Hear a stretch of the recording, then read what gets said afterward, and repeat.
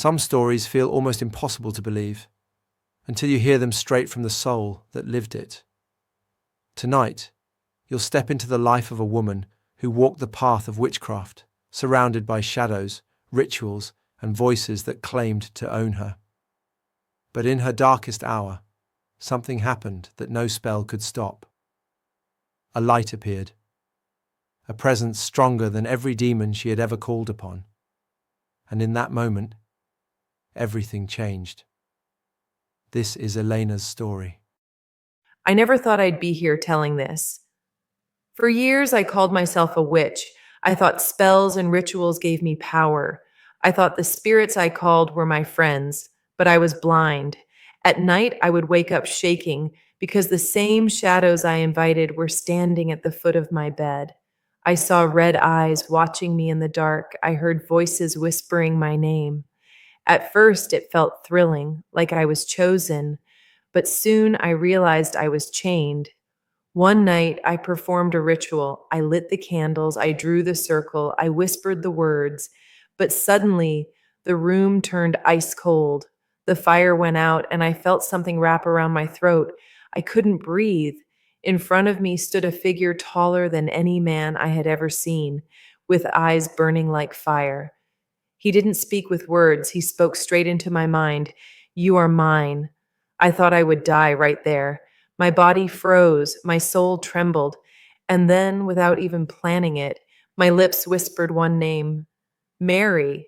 The moment I said it, light burst into the room, not blinding, not harsh, but warm, powerful, unstoppable. I saw her, a woman clothed in white and blue, her eyes filled with love I had never known. She didn't have to fight. She just looked at the shadow and it screamed. The figure vanished. The whispers stopped. I fell to the floor, weeping. And Mother Mary, she touched my face. She said nothing, but I heard her voice in my heart. You are free. That night, the chains of witchcraft broke. That night, I left the darkness I thought was mine forever. And that night, I met the one who showed me what true power really is. Love stronger than death, light that no darkness can overcome. I have to take you back to when it all began.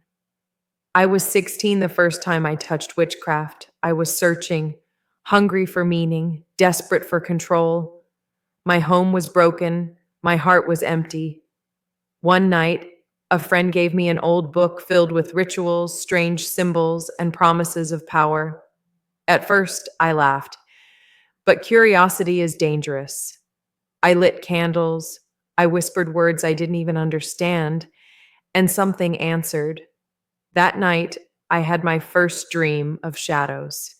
They stood around my bed watching me, not human, not animal. Their faces were blurred, but their eyes, always red, glowing like burning coal. They didn't touch me, but I felt owned, like I had signed something without knowing it, and from then on, it grew. I spent years calling on spirits, speaking chants, asking for things I thought I wanted. Money, influence, control. Sometimes it worked. People feared me. I felt untouchable. But at night, when I was alone, I shook with terror. I could hear them breathing in the corners of my room. My reflection in the mirror no longer looked like mine. The deeper I went, the darker it got. I began seeing figures in daylight, hearing voices in public. Once, while walking down the street, a man passed me and whispered, "You'll never escape." He didn't even look at me, but I knew it wasn't him. It was the same voice from the shadows. One night, I performed a ritual unlike any before. I was told by another witch it would seal my power forever. I drew the circle, lit 12 black candles, and spilled drops of my own blood on the ground. As soon as the blood hit the floor, the walls shook, the air grew heavy, and then he came. The tallest shadow I had ever seen. His body was smoke, his eyes flames, his presence crushing. He didn't walk, he glided, filling the entire room.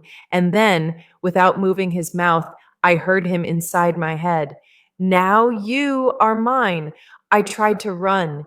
My legs wouldn't move. I tried to scream. My mouth stayed shut. The candles went out, but the fire in his eyes burned brighter. He raised his hand, and I felt invisible chains wrapping around me, cold, heavy, unbreakable. And then something unexpected happened. From the deepest part of me, like a whisper I didn't plan, came one name: Mary. The moment I said it, everything stopped. The chains loosened. The shadow screamed. It was the most horrible sound I have ever heard. And then light, soft, beautiful, unshakable, filled the room.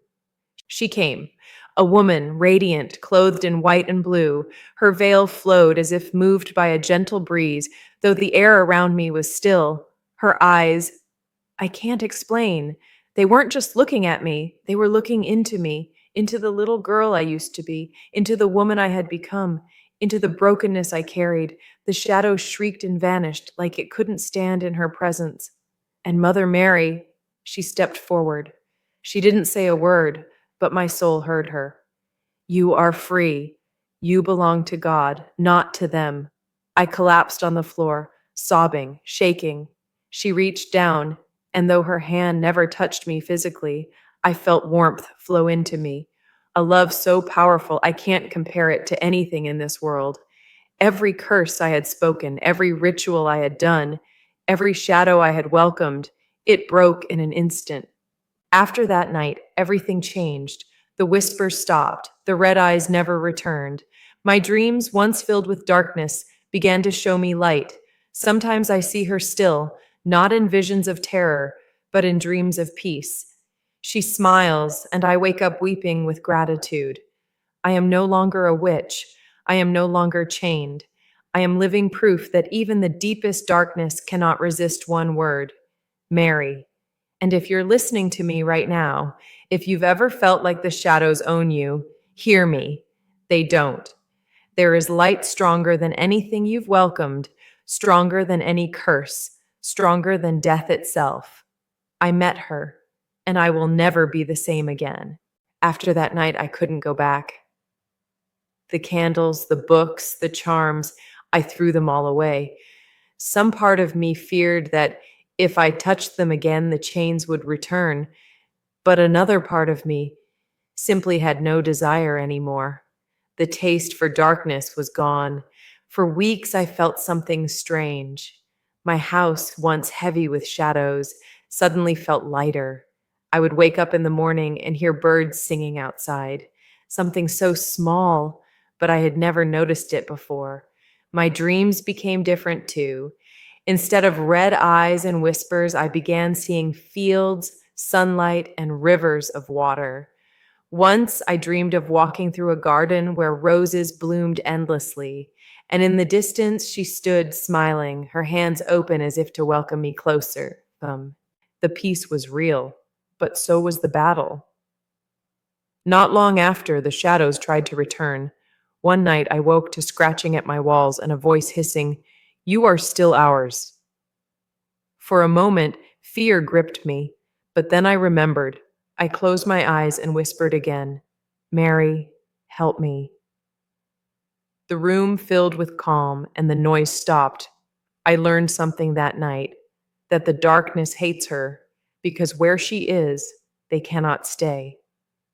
Day by day, my heart healed. I found myself wanting to pray, something I had never done before. I didn't even know how, but I tried. And every time I said her name, I felt a presence, like a mother wrapping her arms around a lost child. That's who she is to me, Mother. I began to notice changes in myself too.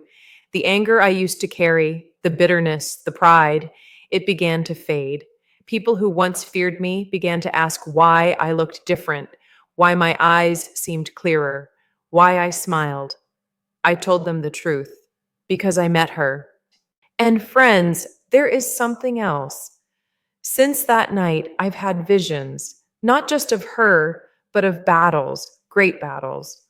Once, I saw a field where countless souls were chained, just like I had been, and above them, the same shadow, with burning eyes, roared with laughter. But then I saw her, not alone this time, but with angels beside her, clothed in light, swords flashing. They charged, and the chains snapped, one after another. I woke up shaking, but also rejoicing, because I knew it wasn't just my story. It was the story of so many souls yet to be freed. I was once a witch, yes, but now I am a witness, and I will spend the rest of my days telling anyone who will listen. The darkness lies. The chains are real, but they can be broken, and freedom has a name. Mary. Every time I speak her name, I remember that night when the shadow screamed, when the chains fell, when love found me. And I know I will never walk alone again. And that is my truth. I don't share this to glorify myself because I was lost, broken, and chained. I share this so that maybe, just maybe, someone watching will realize they are not too far gone to be saved. I was once a servant of darkness, but now I am a daughter of light, and I owe it all to that moment when she came and touched my heart. Before I finish, I want to say something from the deepest part of me. Thank you, Gio, for giving me this opportunity to share my real experiences. Without this chance, my voice might have remained silent, but now my story is out there, and I pray it reaches the soul who needs to hear it most. Thank you. Powerful. Truly powerful. Elena, thank you for opening your heart and sharing such a raw, honest journey with us.